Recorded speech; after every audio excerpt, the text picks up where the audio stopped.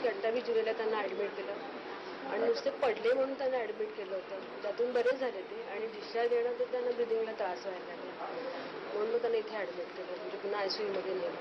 त्यातून पण बरे झाले म्हणून पुन्हा आणलं खाली, पुन्हा त्रास व्हायला लागला. ते व्हेंटिलेटरवरतीच होतं. शेवटी आज त्यांना आता नाशिकचे लोक आले ना की मग त्याप्रमाणे त्यांना इथून आम्ही प्रभादेवीला भूपेश गुप्त भवन म्हणून लोक नेऊ, तिथे नेऊ.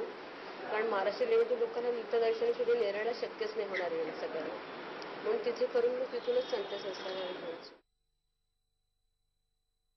कविवर्य नारायण सुर्वे यांच्या निधनामुळं मराठी साहित्याच्या कवितेतलं एक क्रांतिकारी पर्व संपलेलं आहे. हे पहिले आणि शेवटचे सुर्वे होते. आयुष्यभर त्याने आपली कविता लढणाऱ्या माणसांच्यासाठी लिहिली. हे मुंबईतले गिरणी कामगार, हे फुटपाथवरचे नागरिक, घोड्याच्या पायात नाला मारणारा नालबंद, रेल्वेचा पोर्टर, शेतात राबणाऱ्या बाया, स्त्री मुक्तीसाठी झगडणाऱ्या बाया, विधवा, असे सगळे त्यांच्या कवितेचे विषय होते. त्यांच्या कवितेचं एकच प्रयोजन होतं, ते म्हणजे हे जग बदलायचं आहे. आणि जग बदलण्याची भूमिका घेऊन ते कविता लिहित राहिले. त्यांची कविता लाखो कोट्यावधी राबणाऱ्या माणसांच्या ओठावर खेळली. या कवितेचं गाणं झालं, कवितेचा सिनेमा झाला, कवितेचं नाटक झालं, कवितेची चित्र झाली. ही कविता 7 समुद्र पार करून रशियामध्ये पोचली. मॉस्कोच्या आकाशवाणीवरून ती सगळी जगभर गाजली. कविता एक हत्यार आहे, जग बदलण्याचं साधन आहे, असा त्यांचा प्रचंड आत्मविश्वास होता. खरं म्हणजे कबीराच्या वंशातले ते होते. कबीरालाही कुणीतरी गंगेमध्ये सोडून दिलेलं होतं, तसं नारायण सुर्वेंना कुणीतरी एका असहाय्य मातेनं मुंबईच्या फुटपाथवर एका मांसाच्या गोळ्याच्या स्वरूपात सोडून दिलेलं होतं. कोणत्याही गावामध्ये गेला तर माझ्यासारखी पोरं त्यांची आहेत. एक मोठा परिवार, एक मोठा समूह घेऊन हा कवी निघालेला होता. मला त्याने मुलगा मानलेलं होतं, मुलासारखं प्रेम दिलेलं होतं, अतिशय जीव लावलेला होता माझ्यावर.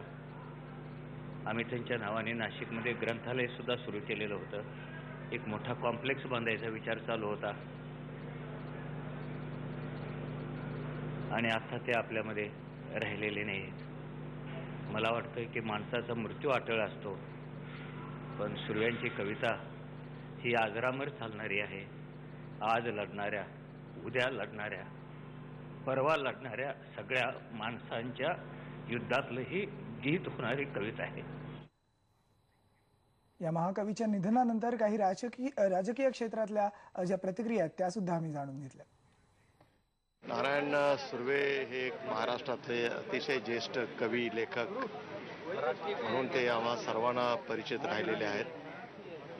आणि प्रामुख्यानं त्यांचं लिखाण आणि त्यांचं काव्य हे मराठी जनमानसाच्या मनावर कायमपणानं कोरलेलं आहे.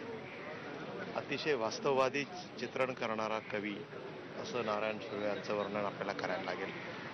कारण ज्या हाल अपेष्टा त्यांनी आयुष्यभर सहन केलेल्या होत्या त्याचं प्रतिबिंब त्यांच्या लेखामध्ये, त्यांच्या काव्यामध्ये हे नेहमीच आम्हाला पाहायला मिळालेलं आहे. एक व्यक्ती म्हणूनही अतिशय मनमिळावू, सर्वांना बरोबर घेऊन जाणारे, आणि त्यामुळे त्यांच्या जाण्यानं महाराष्ट्रातल्या साहित्य आणि संस्कृती याचं फार मोठं नुकसान झालेलं आहे.